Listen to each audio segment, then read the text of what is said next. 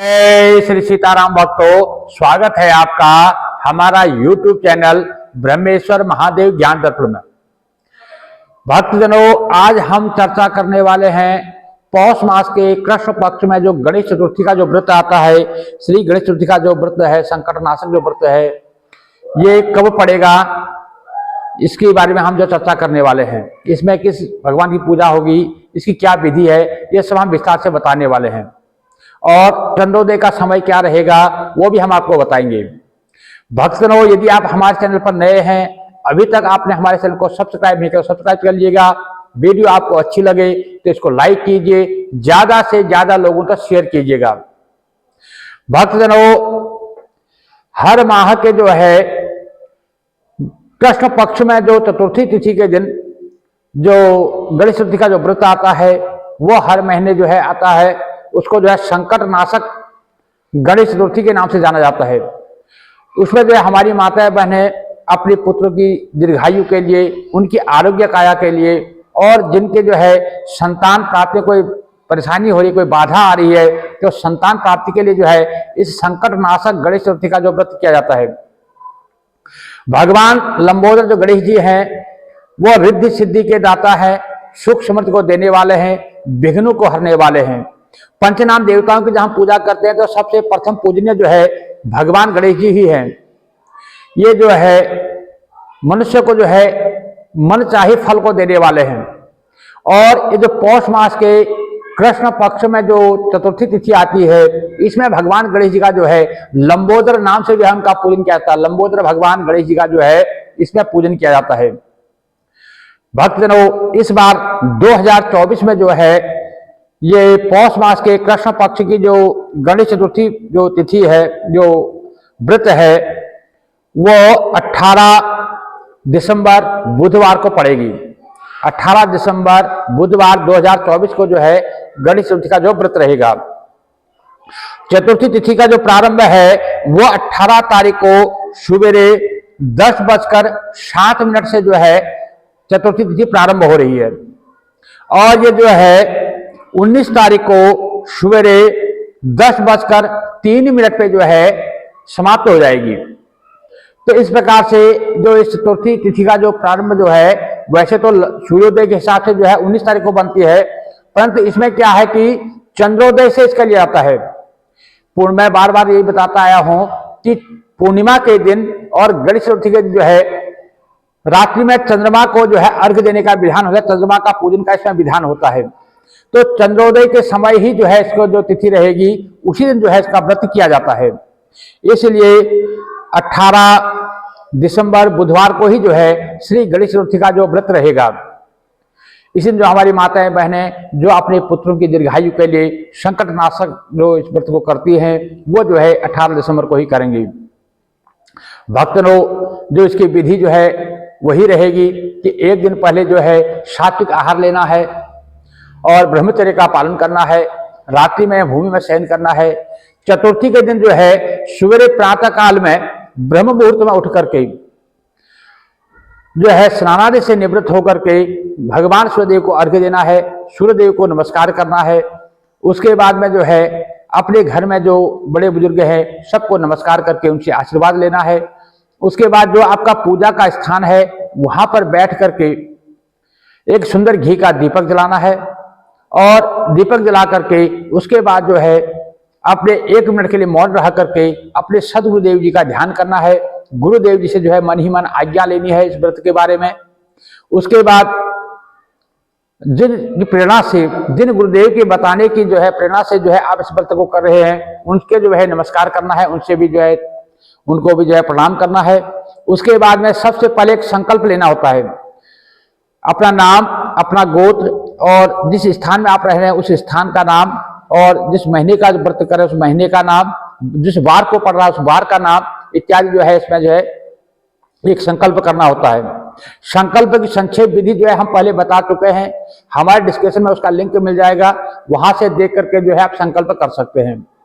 भक्तजनों, इस प्रकार से संकल्प करके उसको जो है हरि ओम तत्सत कह करके जो है उसको जो है छोड़ना होता है संकल्प को। उसके बाद में जो है अपना जो भगवान गणेश जी को जो है पूजन करना है, शिव परिवार का पूजन करना है, और घर में जो है सभी देवी देवता जो आपके उसका पूजन करना होता है।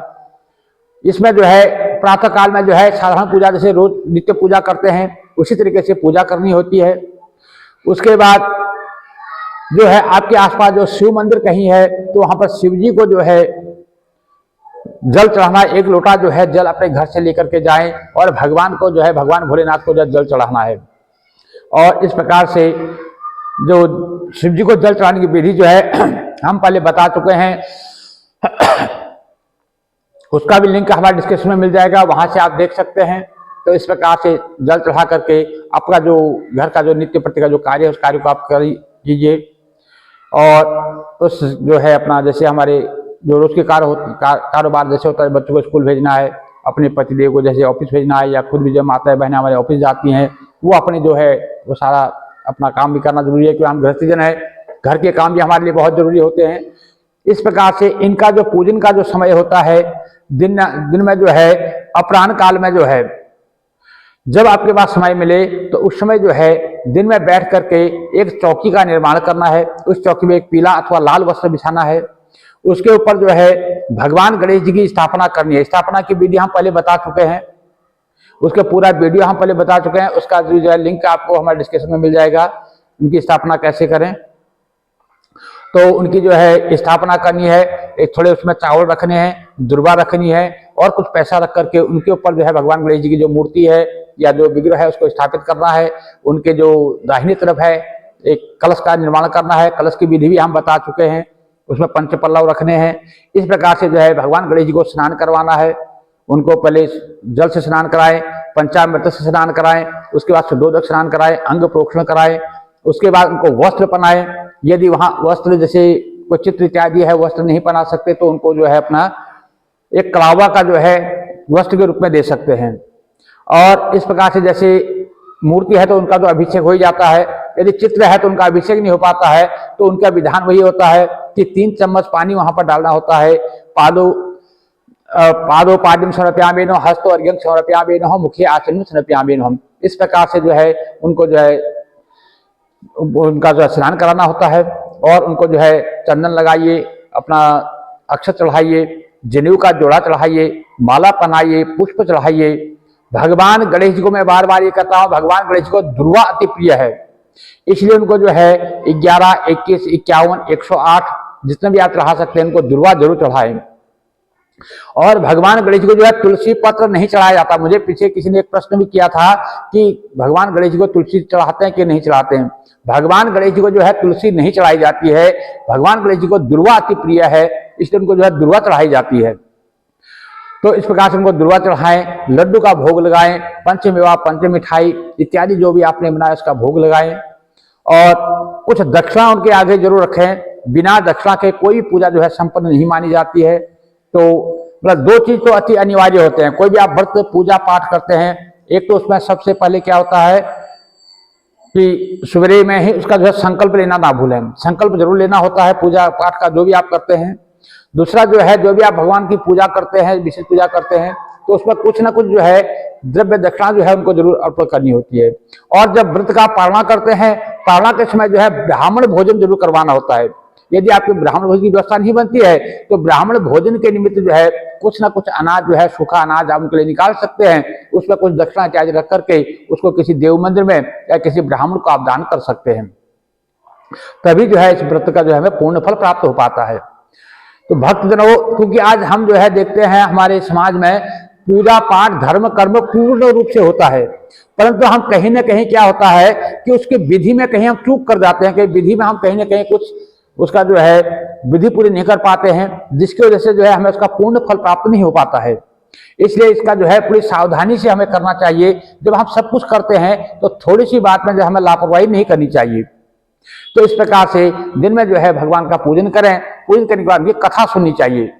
कथा सुनने का जो विधान हमने पहले बताया कि हाथ में या तो चावल रखें अथवा सफेद तिल रखें। जो कथा श्रोता हो वो भी, जो कथा पढ़ने वाले हों वो भी अपने आगे जो है 1 लोटा जल का रखें और तिलों को हाथ में रख करके कथा सुननी चाहिए अथवा सुनानी चाहिए। तो जो लोग जो है कथा, हमारी जो कथा का जो वीडियो है वो हम अगले जो है वीडियो में आपको सुनाएंगे। वो कथा भी जो है आप हमारे यहाँ से लिंक से आपको फिर प्राप्त हो जाएगा, आप देख सकते हैं। तो यदि आपने हमारे चैनल को सब्सक्राइब कर लीजिएगा, ताकि जो हमारी वीडियो है, जो हम ये कथा की जो वीडियो भेजेंगे वो सबसे पहले आप तक पहुंच जाएगी। इस प्रकार से जो है भगवान गणेश जी का जो है वो कथा श्रवण करनी चाहिए। कथा सुनने के बाद में उनको जो है आरती करें। आरती करने के पश्चात जो है जो आपने एक लोटा जल आगे रखा है, उसमें जो है जो आपने हाथ में तिल रखे हैं उनके 2 भाग कर लें। तिल हो अथवा चावल हो तो उसको जो है 2 भाग कर लें। एक भाग उस लोटे में डाल लें, एक भाग को जो है किसी कागज की कोई दोने इत्यादि में रख करके जो है, या किसी कपड़े में रख करके उसको रख लीजिए। जो शाम को चंद्रमा को जब अर्घ देंगे उसमें उस तिल को डालना होता है, और आधा जो है, जो आधे तिल जो है जो आगे लोटा जल का रखा है उसमें डाल करके उसको भगवान सूर्यदेव को अर्घ देना है। बाकी जो है सायंकाल में जो है उसके बाद जो है आरती इत्यादि करके थोड़ी देर कीर्तन भजन जो कर सकते हैं कीजिए। सारा दिन जो है गम गणेशाय नमः जपते रहिए। और रात्रि के समय जब चंद्रोदय हो, तो चंद्रोदय के समय से पहले जो है, यदि प्रदोष काल से जो है, जब प्रदोष काल शुरू होता है तो उस समय जो है भगवान का पूजन करना चाहिए। भगवान गणपति जी का पूजन कीजिए। उनको जो है नैवेद्य के रूप में लड्डू, मोदक अति प्रिय है, तिल के मोदक मिल जाए अति प्रिय होते हैं भगवान गणेश जी को। तो लड्डू है, खीर है, पूड़ी है, पुआ है, जो आप उनको भोजन बना सकते हैं यथाशक्ति, उसका भोग लगाइए। उसके बाद आप चंद्रमा का इंतजार कीजिए। जब चंद्रोदय हो, चंद्रोदय होने के बाद के समय जो है, जैसे हमने पहले बताया है कि आप जो है एक थाली में जल रखिए। उस जल में जो चंद्रमा की परछाई आती है उसमें जो है आप अर्घ देना है। जो आपने एक लोटा जल लीजिए, उसमें थोड़ा दूध डाल लीजिए, और जो आपने दिन के जो तिल रखे हुए हैं, सफेद तिल अथवा चावल जो रखे हुए वो उसमें डाल लीजिए। उससे जो है चंद्रमा को अर्घ देना है। ओम सोम सोमाय नमः, ओम सोम सोमाय नमः, ओम सोम सोमाय नमः करके श्री चंद्रमा को अर्घ देना है। अर्घ देने बाद को चंदन टीका इत्यादि चढ़ा करके, पुष्पा चढ़ा करके जो भी आपकी मन की मनोकामना है वो मनोकामना पूर्ण होती है।